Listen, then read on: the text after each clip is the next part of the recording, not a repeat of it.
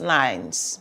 Following our national roundtable to address the 3rd December 2023 Nigerian Army drone strike in Tudun, Biri, Igabi local government area of Kaduna State, maintains as follows.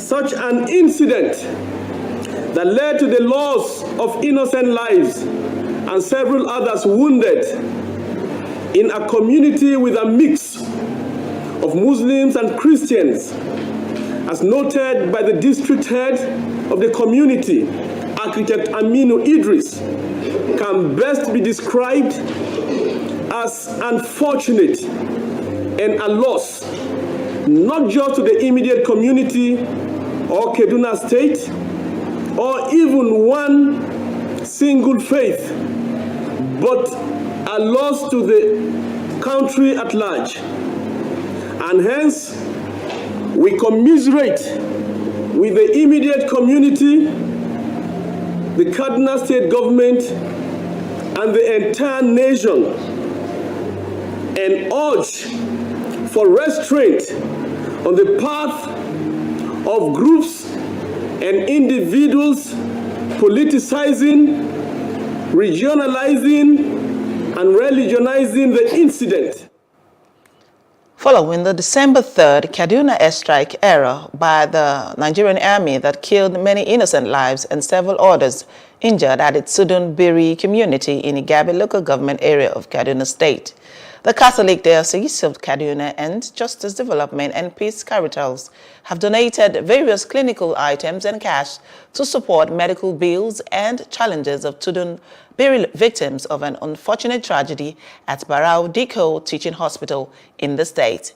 The Catholic Archbishop of Kaduna, Most Reverend Matthew Man Oso Undagoso, who led the delegations of priests to visit and express sadness over the tragic incident, saying it is the obligation of the Church to identify, sympathize, and care for those in distress situations by supporting them in various capacity of life. As a church, as a faith community, we come and identify with those who are affected. Of course, we know that many have died, and we pray for them, but those who are living. And so we thought that we should. And therefore, the situation we are addressing here, what has brought us here, is a distress situation. This bombing, many people were killed and so many injured. And therefore, they are in distress. And whatever assistance they can get from anybody at all, I think it's something that can bring them succor. Go around the world, we've seen so many people that were affected. I'm sure when they brought them here, they were really truly in distress. You know, you see their conditions even today. But then you can imagine what the situation they would have been when it was fresh. But I think almost all the places the world we visited, we could see that the people are stabilized, and therefore, so as we commiserate with them, as we identify with them, we also have to thank the management of the hospital for what they are doing in order to further help them to stabilize. He added that for over 14 years, the country has been at war with insurgency, banditry, and other terrorist groups, leading to the downing of 40 churches and many communities in Kaduna, stressing that the military are doing their best to win the war against the enemy of peace before an unfortunate incident occurred. The Northeast now, we are in the Northwest. In the last how many years, 6-7 years, a great war here in Kaduna. Like as I talk to you now, over 40 of our parishes, are not functioning.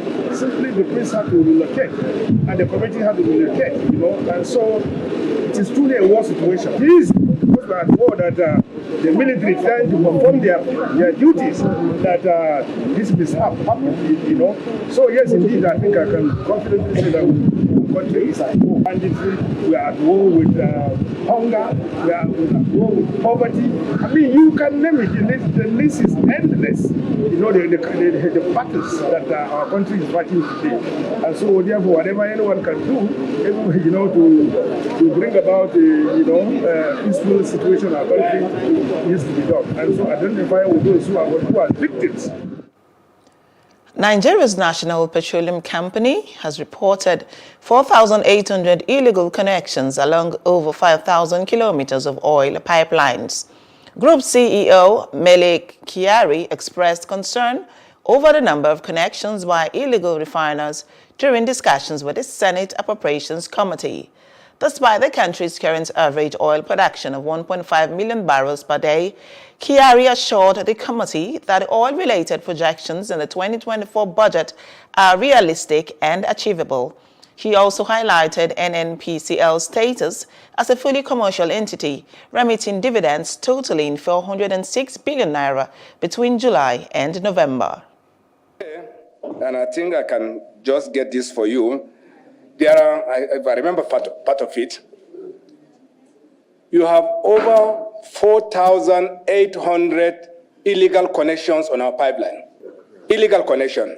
That means in some lines, within 100 kilometers of pipeline, Mr. Chairman, you will have as much as 300 insertions. That means every kilometer, you will have an insertion. And pipelines, for being what they are, if you continue this insertion, even when you seal it up, it can no longer hold the pressure that it will do. Therefore, even when you produce the oil, you cannot deliver them at the required pressure, and therefore the volume will also be lost. The situation we have in the Niger Delta in terms of security is a calamity. Senator Adeola Olamilekan, chairman of the committee, praised Kyari for boosting their confidence in the feasibility of the 2024 budget proposals, assumptions, and forecast. We have been able to do justice to all our questions, most especially as it affects the oil and gas sector. And we want to strongly believe that he has alluded to the fact that all statistics, all data presented by the president in the appropriation bill currently before the National Assembly are all achievable. With the production outputs, alluding to the fact that there are reasonable security in the Niger Delta that can guarantee the production output of 1780, which is inclusive of the crude and the condensate. He has also alluded to the fact that the benchmark as proposed by the executives is achievable. On January 17, 2023, the INEC chairman, Professor Mahmood Yakubu, urged the National Assembly to speed up legislative work on the Electoral Offences Commission and Tribunal Bill. The bill is to provide a legal framework for the investigation and prosecution of electoral offences for the general improvement of the electoral process in the country. After its second reading, the Independent National Electoral Commission and the Nigerian Bar Association will now commence the prosecution of electoral offenders in January 2024. Such electoral offences include culpable homicide and unlawful possession of firearms, snatching and destroying of INEC items, misconduct at polling units, and stealing of results, among others. The International Human Rights Commission, Switzerland, has appointed the Acting Director General of the National Commission Against the Proliferation of Arms, Light Weapons and Pipeline Vandalism, Ambassador Adejare Nuruddin Adegbenro, and President of the Association of Foreign Airlines and Representatives in Nigeria, Dr. Kingsley Nwokoma, as commissioners with immediate effect. This was contained in the press statement by the Commission's Ambassador at Large and Head of Diplomatic Mission in Nigeria, Ambassador Dr. Duru Ezekiel. Dr. Duru described the appointments as part of the fulfillment of the Secretary General's commitment to engendering initiatives on peace and security, democracy, human rights development, and sustainable economic growth in Nigeria through the IHRC Europe-Africa Cooperation Agenda. Now moving on to other parts of Africa. Zimbabwe has opened polling stations for parliamentary by-elections where all opposition candidates have been banned from participating. The election follows the dismissal of 14 MPs from the Citizens Coalition for Change in the ploy, leading to the vacancy declaration by the Speaker of Parliament. The remaining seats were allocated under the proportional representation system. The opposition party appealed against this decision, but polling stations opened. The unopposed by-elections are the first step in the government's bid to win a third majority in parliament, aiming to amend the constitution and allow Mnangagwa to extend his reign. In outside Africa, Israel ordered residents out of the center of Gaza's main southern city, Khan Yunis, and pounded the length of the enclave overnight. Since a truce with Hamas in the two-month-old war collapsed on December 1st, Israel has expanded its ground assault into the southern half of the Gaza Strip. An official toll of deaths in Gaza from the Palestinian Health Ministry in the Hamas-run enclave exceeded 17,000 on Saturday, with many thousands missing and presumed dead under the rubble.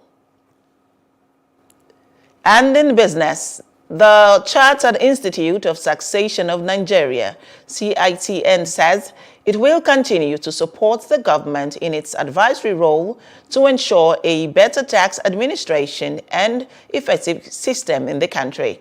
President of CITN, Samuel Agbeluyi, said this during the Institute's Fellowship Conferment and Annual Dinner Awards. Details in this report. The atmosphere here is warm and celebratory. As with tradition for year-ends, it is not unusual for organizations to celebrate and award members for outstanding performances. This year, senior members of the Chartered Institute of Taxation of Nigeria, CITN, gather with kith and kin for their conferment as fellows of the institute. Obey all rules and regulations of the Institute from time to time. President of the CITN, ably represented by the Deputy Vice President, Simon Kato, appreciates new fellows. He enjoins them to show professionalism and live to expected standards wherever their services are required. As tax professionals, as you are aware, the Institute takes this ritual seriously and only confers its highest class of membership to deserving and qualified members. Fellowship is not merely an honor, it is a responsibility, a commitment to uphold the highest standards of profession, to mentor and inspire the next generation. As the evening swings in and members are feted to a time of wining and dining, issues of taxation and government fiscal policies also hold sway. The guest speaker, Executive Chairman of the Federal Capital Territory Inland Revenue Service, Haruna Abdullahi, gives an analogy between residents getting their PVCs and having their tax clearance certificates. Government is also charged on trust and effect of tax payments. I was trying to make a point regarding why it is very important for people to file their tax returns and have a tax clearance certificate. Because it's important, I compared it to having PVCs. So I said if you have a PVC and you pay your tax, you've done your part, you've voted, and then you've paid tax, and then you are able to interrogate political leaders. Because people decide not to, and then you are also expecting so much from government, but you are not doing your part. And CITN has been contributing not just today. The entire Finance Act that have come up in the past administration, we've always been part of it. And that is what we are out for, supporting to ensure that there is a better tax administration and an effective tax system in the country. And we won't give up. But there must be trust in governance. People are willing to pay, but when we pay, what does government do with the money? We must see the effect of our payment of the taxes complying. Then apart from that, they should make it easy. They should not allow the tax administration to give way to things like corruption or under the carpet activities. At the end of the day, awards are presented to various district societies. The media and individuals are proving themselves worthy.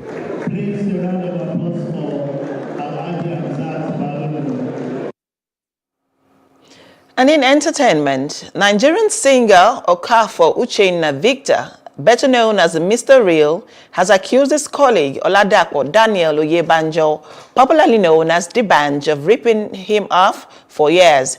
In 2018, the two singers collaborated on the song It's a Banger alongside Slim Case. But in a post on his Instagram page on Friday, December 8th, Mr. Real called out D'banj, saying he has not received a share of the revenue made off the song. He also accused D'banj of promising to give him an SUV as a brand ambassador of his stream platform, but the singer has not yet fulfilled the promise. Now moving on to sports. Aston Villa came within 2 points of the top of the Premier League as John McGinn's goal beat title rivals Arsenal 1-0 on Saturday. Unai Emery's men have now won 15 consecutive Premier Leagues at Villa Park, and back-to-back victories over Manchester City and the Gunners have sparked hopes of an unexpected challenge for their first title since 1981. The only goal came after just 7 minutes when Villa captain McGinn spun onto Leon Bailey's cross and fired into the top corner. And that's the news brief. For more stories, please follow us on Facebook, X, and Instagram. And do subscribe to our YouTube channel at Plus TV Africa and Plus TV Africa Lifestyle. You can also view us from Limex on limex.tv and Glow TV apps anywhere in the world. I am Shade Uwe. Many thanks for watching.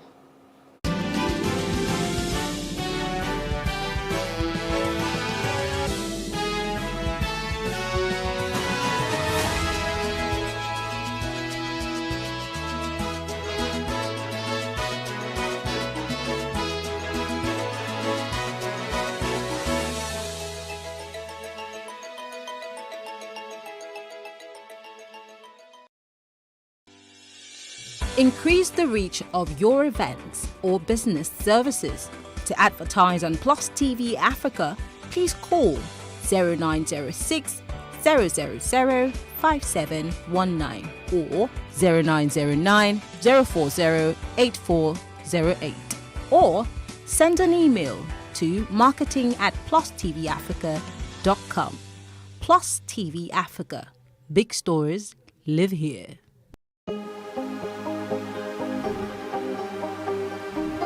Is it for upcoming artists to blow in Nigeria.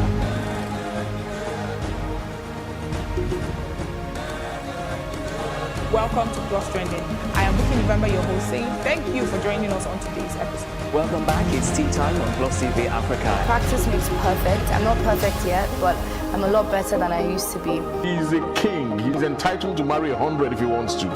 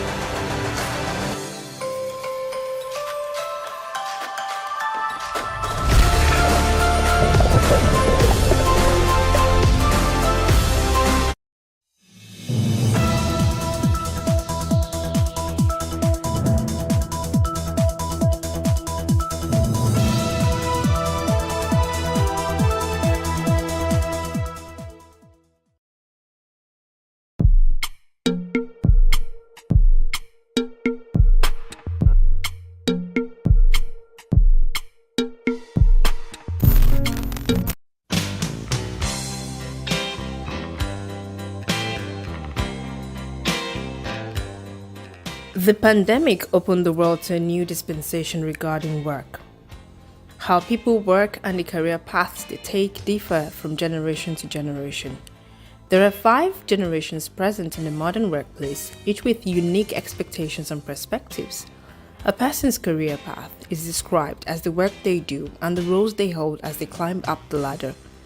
Before the millennium, career paths for many was simply linear, which could be a person working at the same organization and growing there till they retired, or a person working in the same role but changing jobs a couple of times. Security and staying power were the cornerstone of this career path. However, with modern technology, a person's career path can be as multifaceted and versatile as the individual wishes. Millennials now work multiple roles in their career trajectories, pursue numerous passions that are sometimes interwoven, and work at different roles in their journeys. Baby boomers and Generation X only considered a job good if it gave them the security to work there till they retire. But for millennials and Gen Z, the workplace has changed and so has the career structure. Millennials often change their career paths or juggle multiple interests simultaneously. Being able to move from one job to another might signal a person's employability and adaptability. Baby boomers tend to believe that working long hours is what defines success and value face-to-face interactions with co-workers. In contrast, millennials believe that innovation and flexibility are key ingredients for success at work. The shift in occupational structures, for example, the increasing gig economy, is leading to polarization in employment, wages, and inequalities. From remote work policies to virtual leadership, the pandemic changed how we work. The opportunity to telework increased for some, such as knowledge workers, but not for frontline workers. Among the benefits are an improved work-life balance for some, as well as changed attitudes to well-being. Teleworking can lead to a higher productivity and lower operating costs.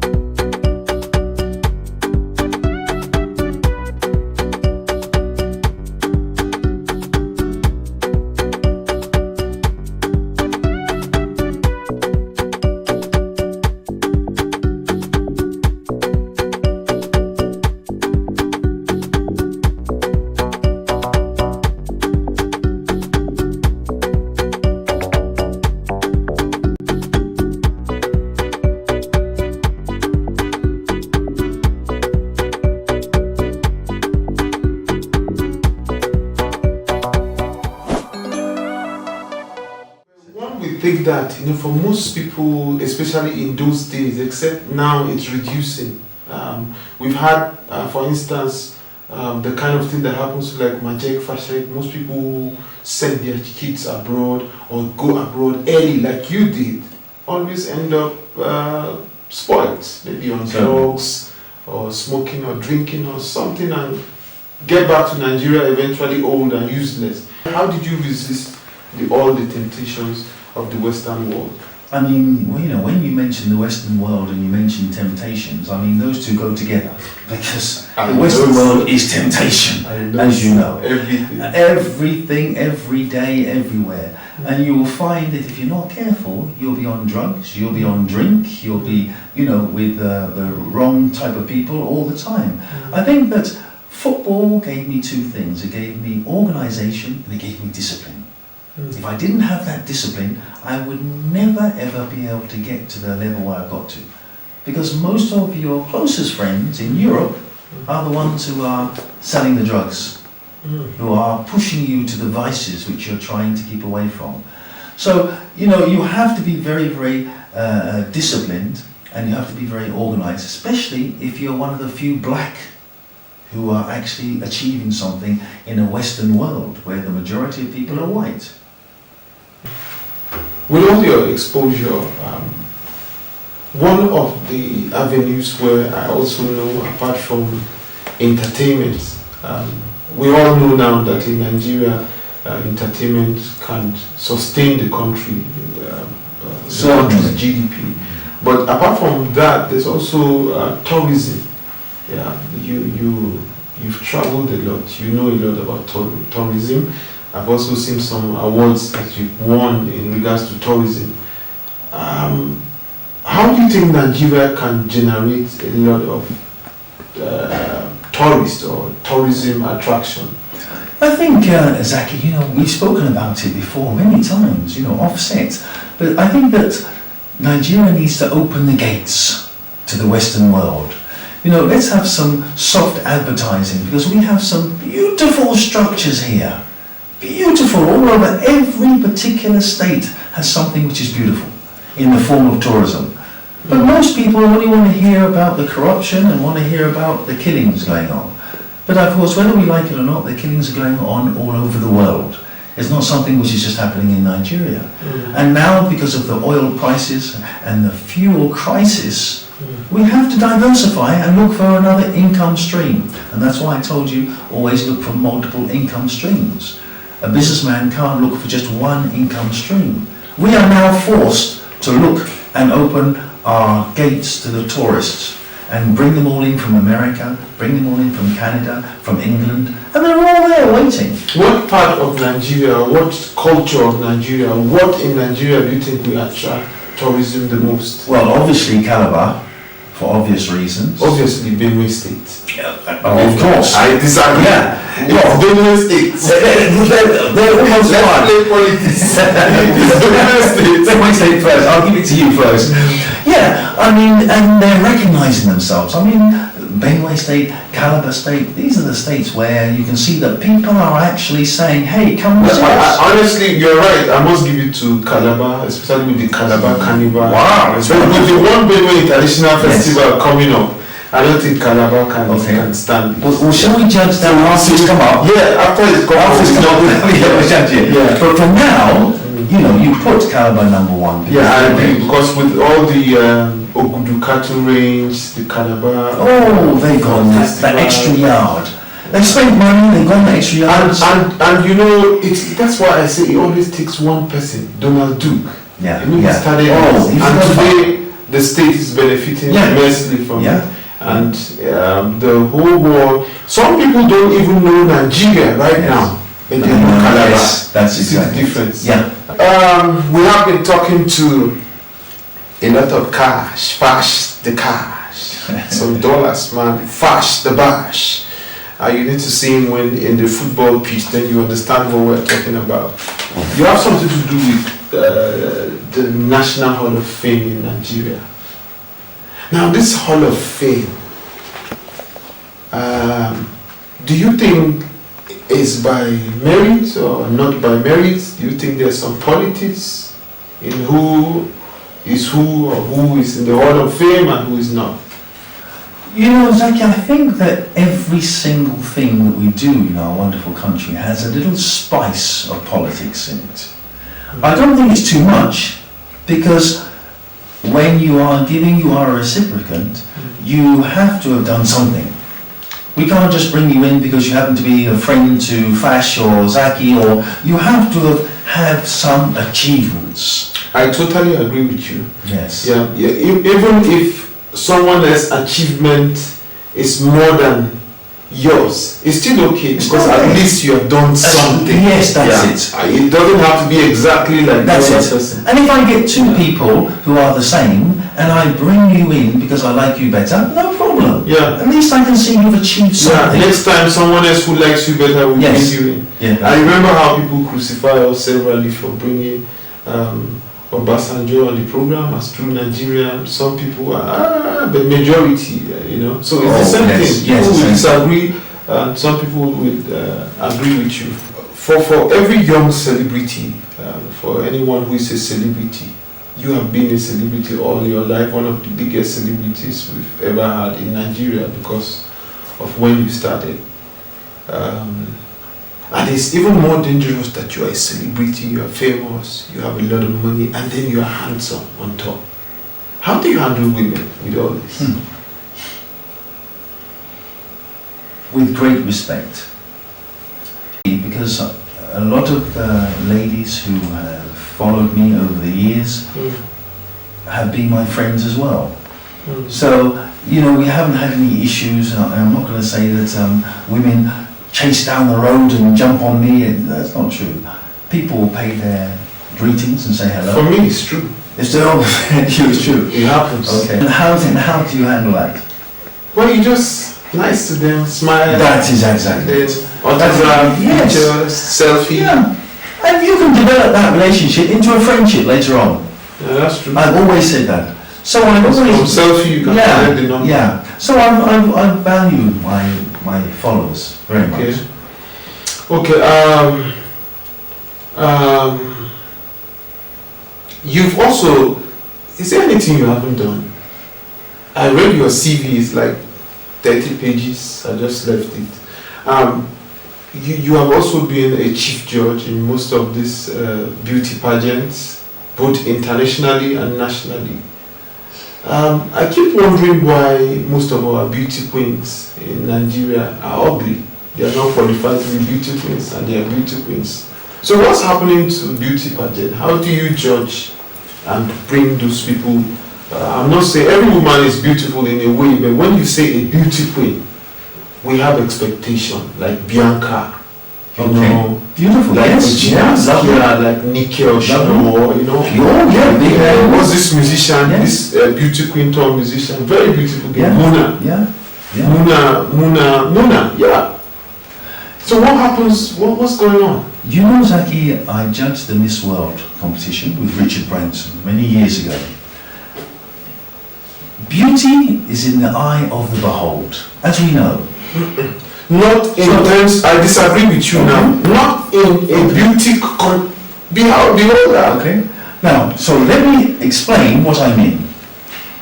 Out of 3 judges, 3 judges will all see different beauty. So when you're saying that, are you actually saying, Zaki, we don't have beautiful women in Nigeria? That's what I'm trying to say. Is that what you're actually saying? This is the country that has the most beautiful women in the world. Certainly. Haven't been around, yes. I could say that. But they're not the people we see as beauty queens. That's what I'm saying. How do you people judge? How do you get those kind of women to come out and wear those things and say they're beauty queens? We also intend to ask throw these same questions to people like Ben Bruce. Yes. Yeah, who pioneered beauty pageant in Nigeria. Yes. For Ben Bruce, it will be that having pioneered, is there no like union? Is there no guide to it? It's like anybody can wake up any day and gather some people and claim beauty queens and just bring and then put a crown. There should be some sanity. That's what I'm talking about. So I am thinking that Ben Bruce is your friend, Senator Ben Bruce. And he's also my friend, yeah. But he was. He's still my friend. You know, I was thinking that with your experience, you know, with his experience, you know, there should be some sanity in regards to that.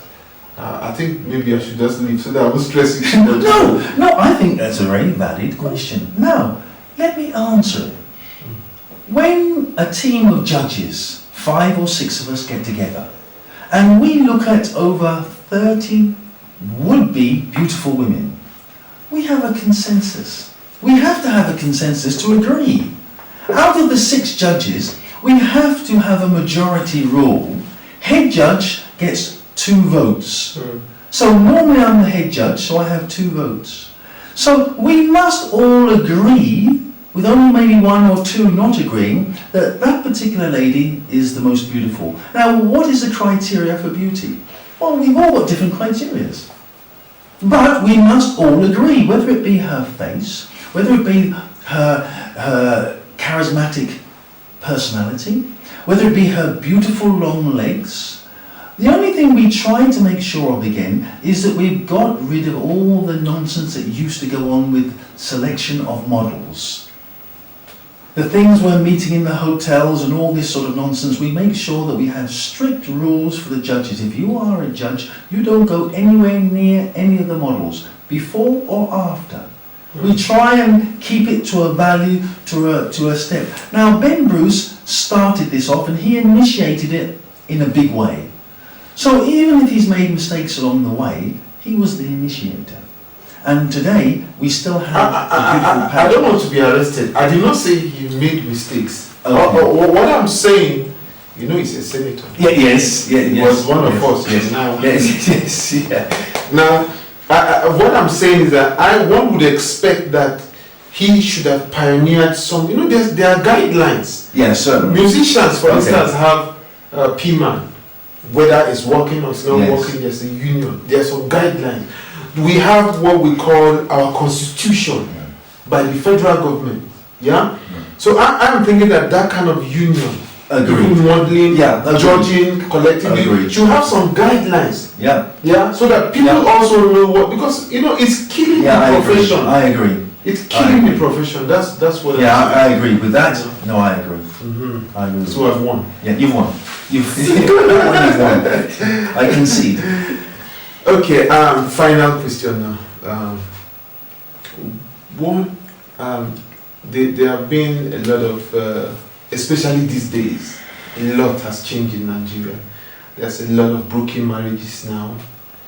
People get divorced easily, unlike the days of parents when you see husband and wife grow old together, love and respect each other. Nowadays, there's a lot of divorce, especially the latest one now called baby mama. You have been abroad. There's a lot of baby mama in the Western world. Now it's coming to Nigeria. Why do you think all this is in the increase? You know, Zaki, the world is changing. You know, they're saying in Europe now, 1 out of 3 marriages is ending in divorce. And even that's low. You know, I think it's a change that women possibly are not prepared to take the same nonsense as they used to. Because, you know, we men, we do dish out quite a lot of nonsense to our wives. And I think that a lot of women are getting to the stage where they're saying, hey, no, I don't want that anymore. And I'm not going to accept that anymore. And if I do, I'm out of here. Because in England now, marriage is a thing of the past. What they do is what they call it is cohabitate. That's a wonderful word. That means willfully living with a man and not being married. If you cohabitate for 12 months, which is 1 year, the eye of justice in England sees that as legal. You are now legally married because you cohabitated. So if you want to now separate after 1 year, the same sort of structure as if you were divorced, you have to go through. So I think it's what's happening is that women are just waking up and saying, no, we won't be treated how we men have been. And you know, most of our traditions, most of our culture, it's not in favor of women. At all. We have horrible traditions here. At all. It's unheard. Honestly. It's crazy. I mean, when you hear some of the things that you have to do as a woman, because I think I agree in that form. And I'm not saying that anyone is to blame. I'm just saying that society has changed. Women are changing. Is it that they're changing for the good, or is it that they're changing for the bad? No, they're just changing. So, in other words, even in regards to baby mama, you think that is the women that prefer it more, or the men that prefer baby mama more? Well, explain to me your version of baby mama. Baby mama. It's what does that grammar use? No, it's not even that. It's like you have a child for someone and yes, yes. Without marriage, without no commitment. Yes. I mean, who wants to go through, as you can see now, that so many relationships are breaking up. There's so many people who don't want to go through marriage anymore, which is becoming very sad. So this thing of baby mama is spreading fast, very fast. It's un-Christian-like, it's unreligious-like. This is something which is, as far as I'm concerned, is wrong. And I think it's for the elders to be able to bring them back onto the right path, because it's spreading like the plague. I also think that the idea of having some of our values as subjects in our schools, it's very important, so that they get to learn at a young age, the values of life, because I think what makes a person more important than the other person is just the value you place on yourself. Certainly, yes. And where do they get the values from? From the parents. Yes, from the parents. And if you're a single parent, it's not easy. For a lot of the women out there who are single parents, and the husbands can't get the money at the moment to be able to give them money for accommodation, for the schooling, it's all on the woman. Everything. It's not easy. Okay. That means wow. Wow. Yes. Amen. Okay, we have been talking to Ambassador John Fashanu, Fash the cash, Fash the bash. Yes. Now you see why we have to have him on this program as a true Nigerian, having achieved so many things for the benefit of our dear country Nigeria, and for the benefit of himself as a leader of the youths of the Federal Republic of Nigeria. Yes, there's also many sides to this young great man.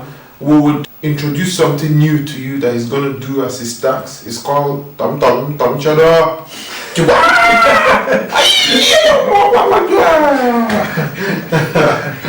Anyway, he is also a black belter, yeah? Yes. And as we rise now, I want to learn some skills. That will be his task. His task is to make sure that me, Zaki Adze, the Shugabangaba, is a black belter within 1 hour. So he's going to teach me all the skills and everything, so that I'll go to the Central Bank of Nigeria and pack money. Okay, if you are ready, it's True Nigerians, all about Nigeria and Nigeria. Let's go there.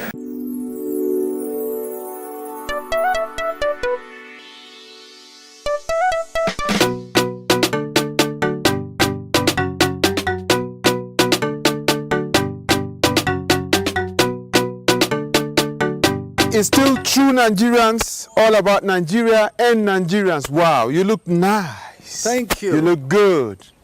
Oh, I was making. Kamchada. Wow, you look good. Are you carrying a gun? Why? What are you? Nothing. Peace. Peace. Okay. This is the costume.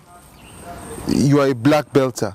That means you have to be a black belter to dress like this. Yes. Well, actually, Zaki, to dress with what I'm dressing, that means you're a master. Oh! I'm actually third Dan, so I have 4 black belts. 4 black belts. So I'm actually a master of this particular martial arts. Wow! 4 black belts. What? That's great.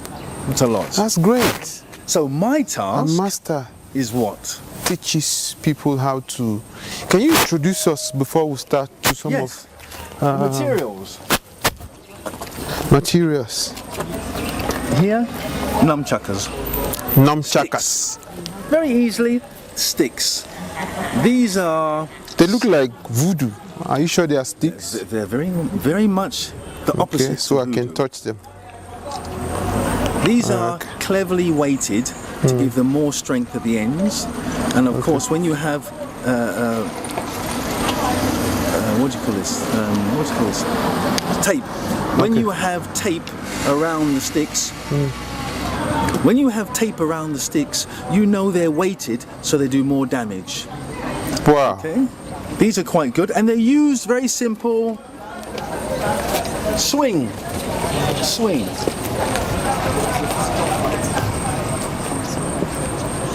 They're very deadly. Can I try that?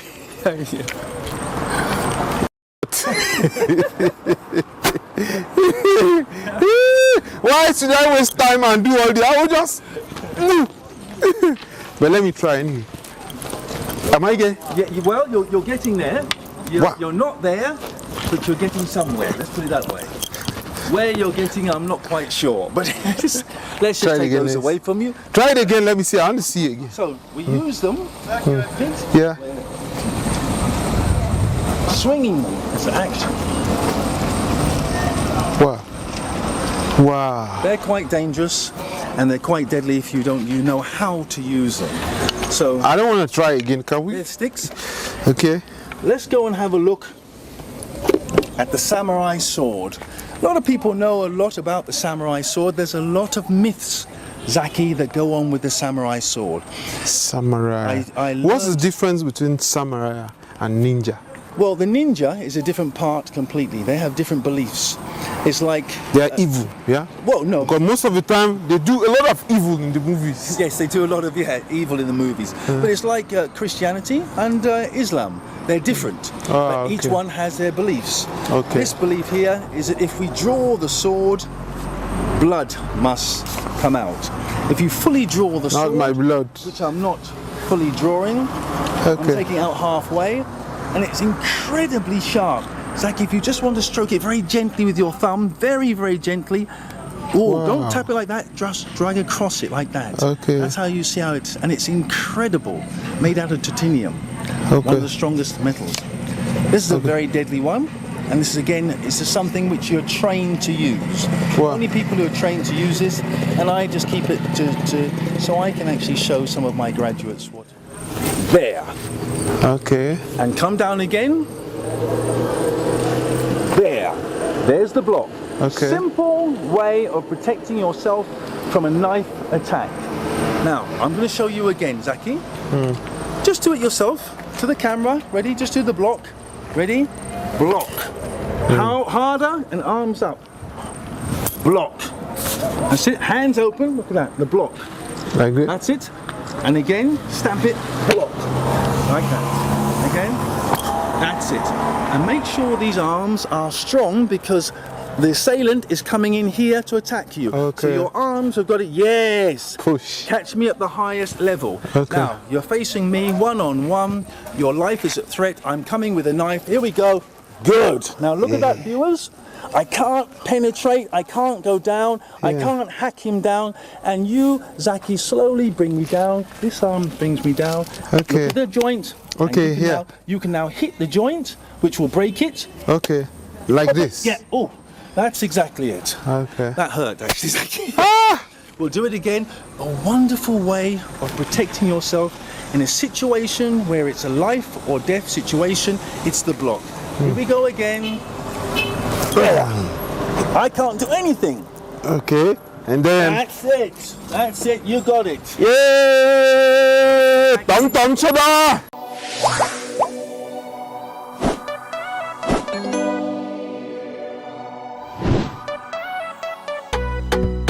This country needs unity.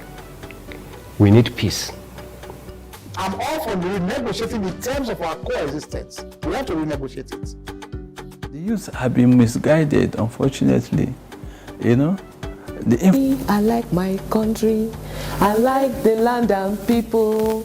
Hey, look, I have 40% shares in this company. So if I had known that you... Judges are either corrupted or they are afraid of giving judgment. There's no stopping us. No stopping. But government requires more revenue to make sure that these initiatives... Give us a better Nigeria! Give us a better... Youth are the vehicles of change. The youth are the answer.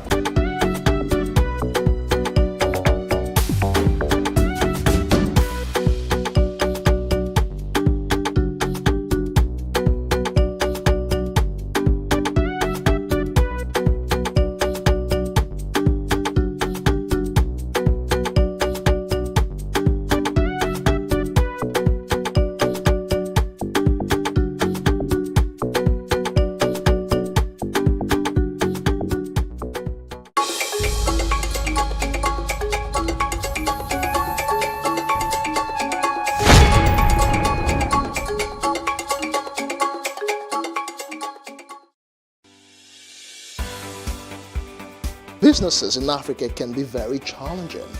In Nigeria, it is particularly intimidating, and successful builders have learned how to navigate a hostile environment to unlock opportunities. But one major challenge businesses face is how to filter through the noise and identify where their ideal customers exist.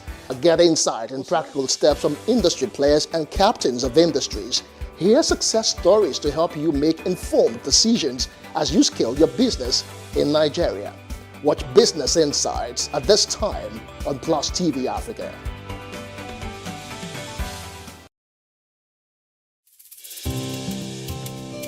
For me, I wanted to change that culture. I didn't believe that until you see a white man or you see a foreigner in the kitchen before you can believe that, you know, good food is going to come out of that kitchen.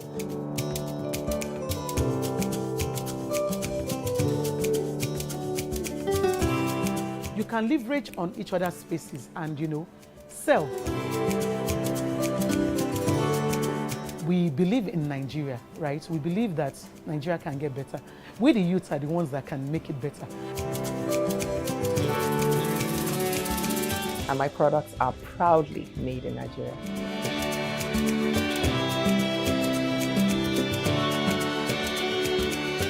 Made in Niger, showing every Tuesday at 10:30 p.m. and repeats on Saturday at 8:30 a.m.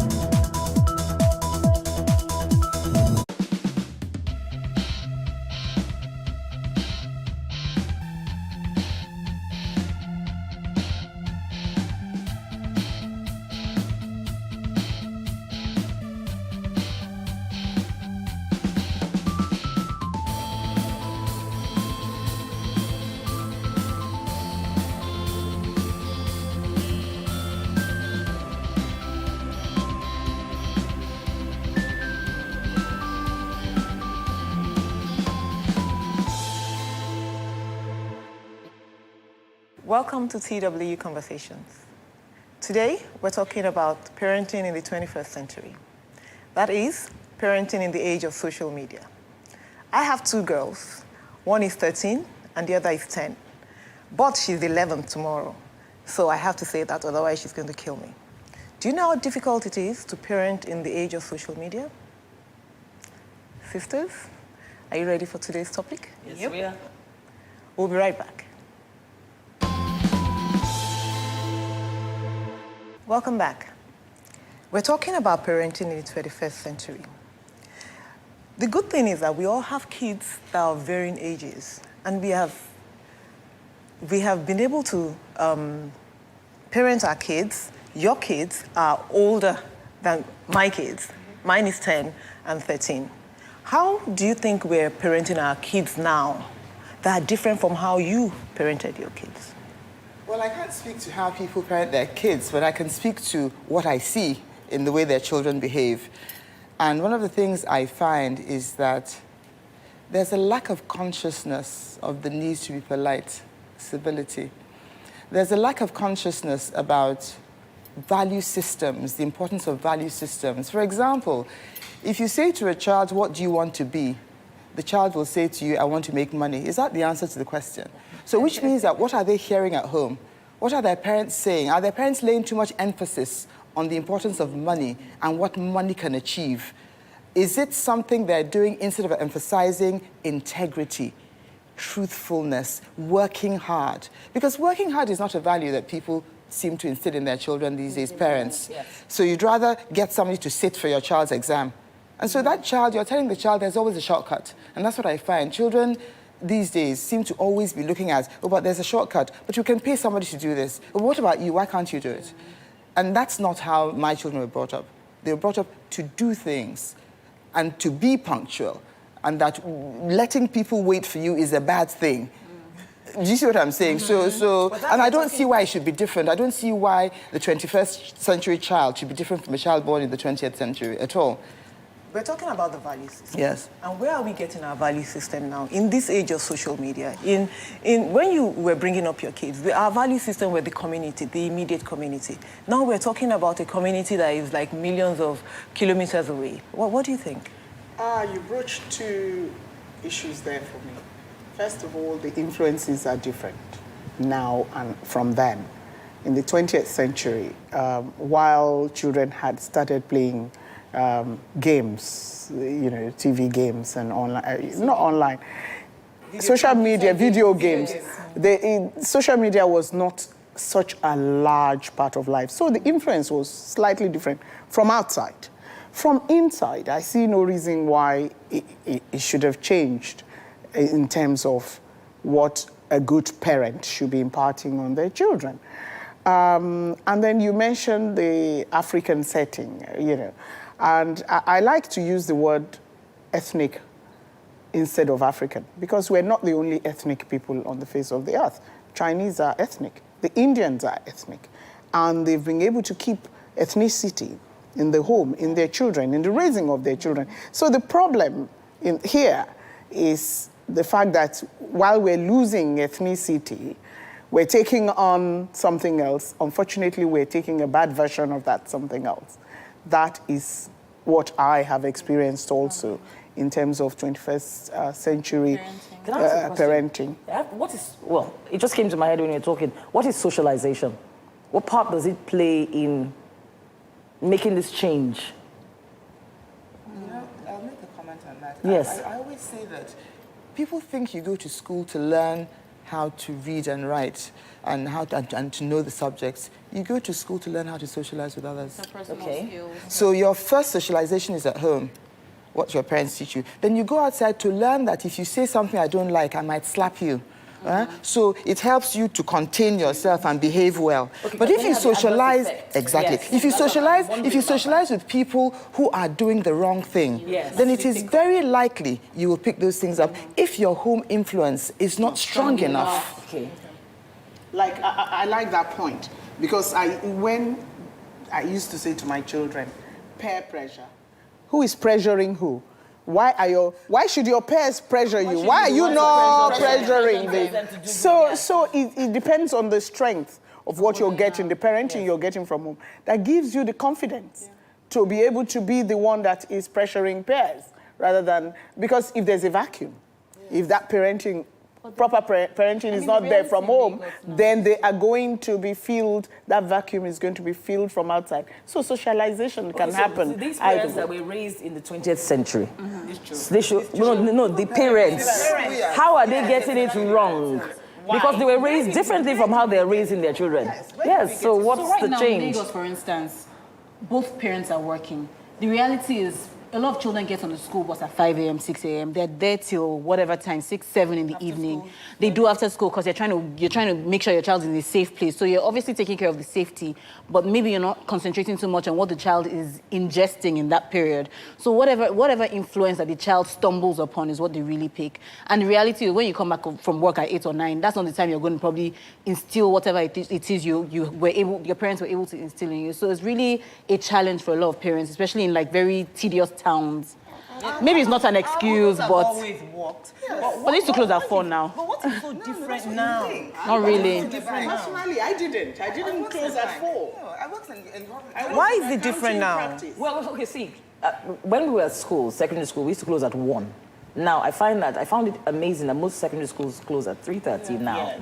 So I used to ask when my children were little, when do they get to be children? Yes. Because we had that between 1 and 3:30. We had siesta, we had lunch, we had the bath. Then play started about 4. So we'd have that black and white thing would come on the telly, and then and then by 7 we'd have a bath again, and then dinner. Yes, so we had a routine. Now they're in school. By the time they get home from traffic, between 3:30 and 6, they're exhausted. And then there's There's homework to do. Yes. So our there's children no are time doing to too many even things. socialize in the home. Okay. So whatever influences they're getting, social media in school has a greater chunk of their time because it sucked it all up. The thing is that parents are not aware of their responsibilities, I think.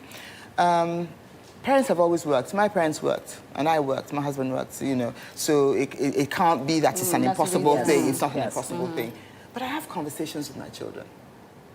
You have to talk to your children. You have to know who your children are. And I've been invited before to talk to children in a school because they were giving problems, quote unquote. And they said to me that, first of all, their parents believe everything the teachers are told. And so at one level, they shut down. There's no need to tell the parents anything because they won't believe us anyway. And then they said that, and the parent and the teacher